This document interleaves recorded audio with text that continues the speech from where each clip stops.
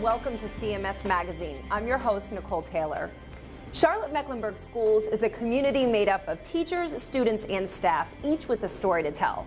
Well, here on CMS Magazine, we'll bring those stories to you. On this episode, we take a look at career and technical education classes that prepare students for real-world challenges. Plus, we discover a growing high school program that puts students on the fast track to a college education by earning actual college credits. And we take a look at the day in the life of teacher assistants and the role these professionals play in early childhood education. Glad you could join us because CMS Magazine starts right now. CTE, 3 small letters that make a big impact when it comes to students. Let's take a look at how career and technical education in CMS teaches a variety of skills preparing students for the workforce of tomorrow. Getting students ready for life after high school, that's the mission of Charlotte-Mecklenburg Schools. We want every student to have options, and those options include starting your own business or getting a good paying job after high school graduation. CTE, or Career and Technical Education, is the source of several tracks or clusters that students in CMS can pursue. Here we see students learning the finer points of cutting hair and giving pedicures. The program that we have is actually a program that they would take if they were at CPCC or Aveda or any of the other schools. And it's an apprenticeship track. I thought it was a good opportunity because it's something I can do once I graduate. Compared to going to beauty school, for one, it's cheaper and you save a lot of money. These students may begin their cosmetology education their junior year. And if they continue the program as seniors, they may earn 1,200 hours. This will allow them to apply and take their state board exams. Once they earn their license, then they will apprentice under a licensed cosmetologist for 6 months. This lab allows students to learn with their hands and their minds. And there's something extra. We are opening our salon to the community and to the school, and so the students will actually be able to have their own clients. Clients will be able to come in, make appointments, and then be able to actually sit at these really nice stations that we have. Horticulture is a growing business and involves everything from seeding to selling. I like planting a lot, and you're able to plant in high school. That's really cool. Students are exposed to various careers in horticulture. They learn about landscaping, installing fountains and paving stone, as well as marketing and research. And I'm trying to get the kids to understand in that first year just the basics of growing plants. And then by the 4th year, I hope to have them running the greenhouse. I think it opens up more like different opportunities. It's definitely something I would look at. So I have a landscape architect in Florida. I have another student in New York who is managing a botanical garden there. But yeah, I've got some pretty good success stories. I'm pretty pleased. Culinary arts is another option for CMS students. Culinary 1 is basically learning the principles of cooking, dry cooking, moist cooking, and then we go into sauces and soups. We're going to do some baking. In this course, we learn great time management skills. We learn how to work together as a team. And that can help us in different fields that we go into. Not even if we want to be a chef, it can help you in other fields too. Students begin by learning about food safety, and they take on increasing roles of responsibilities in the kitchen. At some schools, the class prepares and serves lunch to the faculty. The students are not watching one of those cooking shows on TV, they're actually doing it. We made chicken Alfredo, and it was very difficult because we had to chop the whole chicken breast. It was so difficult. The culinary arts program also introduces students to the different jobs within the industry. Sous chefs, pastry chefs, bakers, head chefs, catering, restaurants, country clubs. Culinary will work with business classes, the marketing classes. They all can go together as a cluster. For an automotive repair shop, would have a grinding wheel on one side and it would have a wire wheel on this side. The automotive industry has over 800,000 jobs across the United States. And there's always going to be cars, there's always got to be technicians to work on them.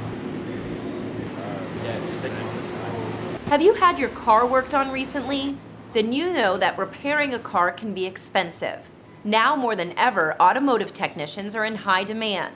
For some students in Charlotte-Mecklenburg Schools, their automotive education begins in high school. We're doing engines and transmissions, and then after that we're going to do a brakes class. Some students want a working knowledge of cars, and some want a job in the industry. Work at the Ford dealership up the road. We're actually a NATEF accredited program. That's what we're going for, which means that we have to meet certain criteria. A lot of the industries, dealerships and independent garages, when they tell them that they've gone through a NATEF accredited program at high school and at college, that gives them the leg up on everybody else. It sure does. I like working on cars. Imagine starting college in high school. It's a one-of-a-kind special opportunity that a group of unique students in CMS are experiencing right now.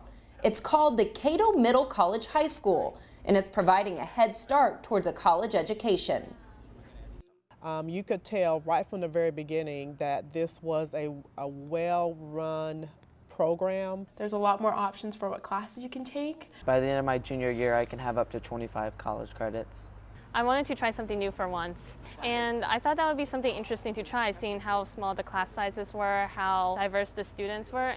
The classes at Cato Middle College High School are small, but the dreams of these students are unlimited in scope. I want to go all the way and get my PhD in ocean earth systems. So what is a middle college high school? It's an honors program that allows high school juniors and seniors an opportunity to complete their requirements for graduation on a college campus. These classes are taught by CMS teachers. These students may also take college courses at any of the 6 Central Piedmont Community College campuses. CPCC instructors don't know which of their students are still in high school. There's no cost to these students or their families for taking college classes and earning college credit. Bus transportation through CAT system is also free to students who need it. If they get an associate's degree, that's 2 years of college that you don't have to pay for as a parent. I saved time and money because, that was a year that I completed here while I was doing high school.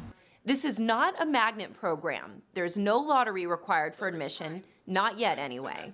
The official name for programs like the one at Cato is a cooperative innovative high school. The program is part of a statewide initiative called the Career and College Promise Program. The goal?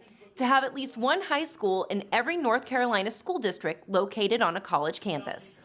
I'm not done yet. People think that our program is for the valedictorians and salutatorians and class rank 1 through 5 at their high schools that they're coming from.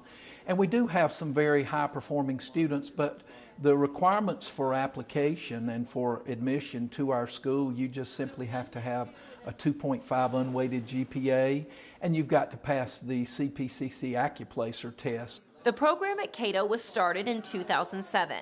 Admission is limited to 100 juniors and 100 seniors.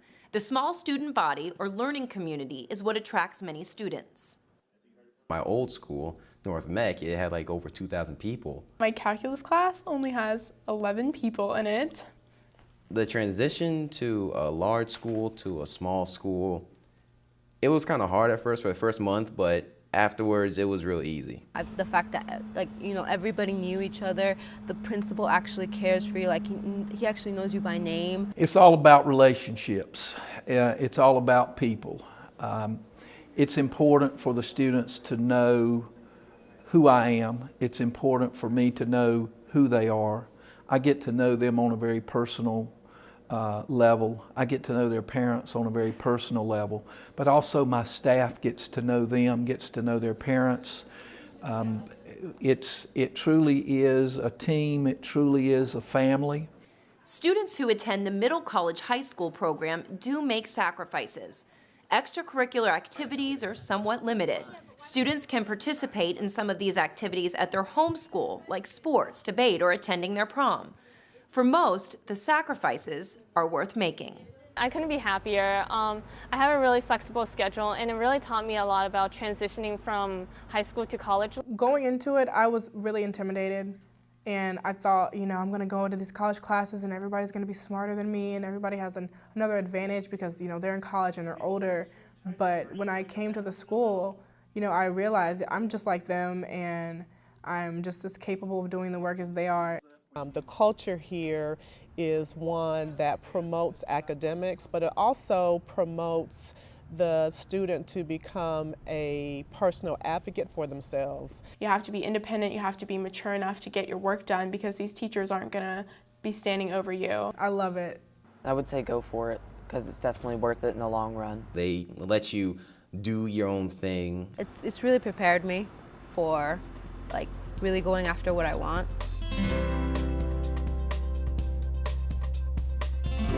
If you believe a great education starts early, then excellent teaching and instruction at the elementary level is key. Well, in kindergarten through grade 3, teachers rely on extra support to meet the diverse needs of their classrooms. And the professionals providing that support are teacher assistants. There are many unsung heroes who work in your Charlotte-Mecklenburg schools. Brenda, can you sit down, sweetheart?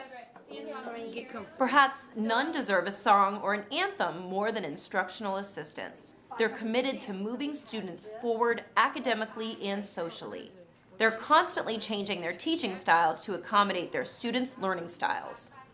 Not one thing will work for every student. 63, I'll help you out. And that's what it's challenging because you have to figure out, okay, this child learned how to divide this way, but maybe there's all little tricks, and I pull them from all the experiences I've had with other teachers. That's exactly the way you want to start thinking. Instructional assistants are full-time employees in the Charlotte-Mecklenburg School District. They aren't required to have a bachelor's degree, but many of them do. Most importantly, they need to effectively partner with the lead teacher. This is Ms. Gibbs and our second year working together, and we've established such a relationship. I sometimes know what she needs before she knows it, and we work really well together. For our 3 main subject areas, we're able to provide small group instruction, so we're actually both teaching the lesson, and then we're both able to pull guided groups based on academic levels of our students. This week, we actually covered for the teachers from 8:30 to 12. We covered from 1st grade to 5th grade. We covered them testing. Let's double check.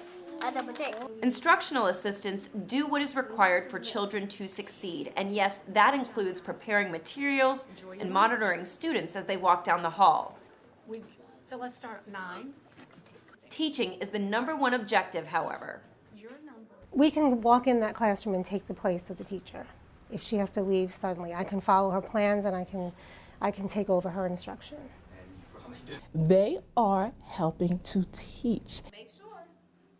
And they receive professional development sessions as well as the teachers in order to be able to teach. Our motto is that if someone were to walk in the room, would they be able to tell who the teacher was and who the instructional assistant is? Good, but Josie? And most of the time when I do that, when I'm walking people around, they don't know. They can't tell. Instructional assistants have had their hours reduced, and they have had some teacher workdays taken away. Less time for the teacher and instructional assistant to plan. A bad economy continues to be a challenge for public education. With the new test, the new objectives, and kind of revamping the way that we are doing a lot of things, it is very helpful to have someone in there to team up with.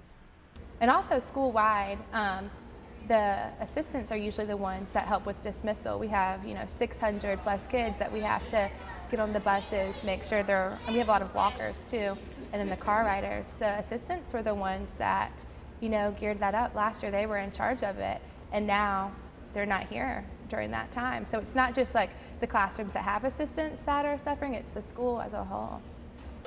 Every day. They love it. I guess I felt like, why does anything have to be cut? Why does it always have to be about money when it comes to kids? I think we all, want to make sure that folks understand that out in the community, that these folks are operating at a very professional and high level, but the compensation is not there. When the kids need some additional support, they are there. When the kids need enrichment, they are there. When the kids need help with homework, they are there. When a parent needs some advice in terms of accessing resources, they are there. All of the teachers that I've ever had the pleasure of working with have have adopted me as a co-teacher. We share in that role. We work together as a team, we work together, we're partners in education. We hope you enjoyed learning more about the students, staff, and programs in Charlotte-Mecklenburg Schools. Community support plays such an important role to a successful school district, and we're happy to have partners like you.